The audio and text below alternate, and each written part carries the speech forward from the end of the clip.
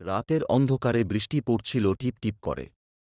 গ্রামের শেষ প্রান্তে থাকা পুরনো বাঁশবাগানের পাশে একটা ছোট কুঁড়ে ঘর ছিল, যেখানে রমেশ তার স্ত্রী আর ছেলেকে নিয়ে থাকত। কয়েক বছর আগে রমেশের মা মারা গিয়েছিলেন, কিন্তু তাঁর মৃত্যুটা স্বাভাবিক ছিল না। সে এক ভয়ঙ্কর রাত ছিল, ঝড়ের মধ্যে বজ্রপাতে মৃত্যু হয়েছিল তাঁর। এরপর থেকেই লোকমুখে শোনা যেত, মাঝরাতে কেউ যেন কাঁদে, ফিসফিস করে কথা বলে। একদিন রমেশের স্ত্রী সন্ধ্যার পরে উঠোনে বাসন ধুচ্ছিল, হঠাৎ করেই শোনে কেউ যেন মৃদু স্বরে ডাকছে, মা মা। শব্দটা একদম স্পষ্ট। ভয় পেয়ে সে ঘরের মধ্যে দৌড়ে যায়। এরপর প্রায়ই রাতে কেউ যেন জানালার বাইরে দাঁড়িয়ে থাকে, ছায়ামূর্তি দেখা যায়। রমেশ প্রথমে বিশ্বাস করত না, কিন্তু এক রাতে জেগে থাকতে থাকতে সে নিজেই শুনল সেই পরিচিত ডাক, রমেশ, আমার ছেলে। তার বুক কেঁপে উঠল।